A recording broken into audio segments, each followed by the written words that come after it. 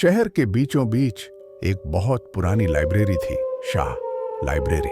ये लाइब्रेरी 100 साल से भी ज्यादा पुरानी थी। लेकिन कहते हैं कि 20 साल पहले एक लड़की अनामिका वहां रहस्यमय तरीके से गायब हो गई थी। उसके बाद से कई लोगों ने दावा किया कि उन्होंने लाइब्रेरी के अंदर एक सफेद साया किताबों के बीच घूमते देखा है। कुछ कहते हैं कि रात को किताबें अपने आप शेल्फ से गिरने लगती हैं। कहानी शुरू होती है कॉलेज स्टूडेंट निखिल से। निखिल को पढ़ाई का शौक था और वह हमेशा अकेले लाइब्रेरी में देर तक बैठा रहता। एक दिन लाइब्रेरी की लाइब्रेरियन ने उसे चेतावनी दी, बेटा, लाइब्रेरी में 8 बजे के बाद मत रुकना। यहां जो रहता है वो इंसान नहीं है। लेकिन निखिल ने इसे मजाक समझा।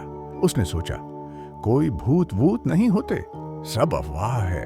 उस रात निखिल लाइब्रेरी में अकेला बैठा पढ़ रहा था। घड़ी ने 8 बजाए और धीरे धीरे पूरा हॉल अंधेरे में डूब गया।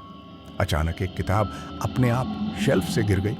किताब का नाम था मृत आत्माओं की पुकार। निखिल ने किताब उठाई। जैसे ही उसने पन्ना पलटा, उसमें खून से लिखा था, मुझे आजाद करो। अचानक उसे बगल की टेबल पर किसी के बैठने की आहट आई।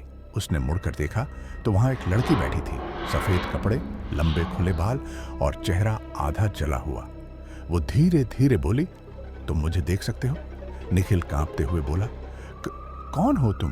वो लड़की बोली, मैं अनामिका हूं, मुझे इस लाइब्रेरी में कैद कर दिया गया है। अनामिका ने बताया कि 20 साल पहले वो लाइब्रेरी में आई थी, लेकिन लाइब्रेरियन ने तांत्रिकों की मदद से उसकी आत्मा को कैद कर लिया। तब से वो इस लाइब्रेरी में भटक रही है। उसने निखिल से कहा, अगर तुम मुझे आजाद नहीं करोगे तो मैं तुम्हें भी अपने साथ खींच लूंगी।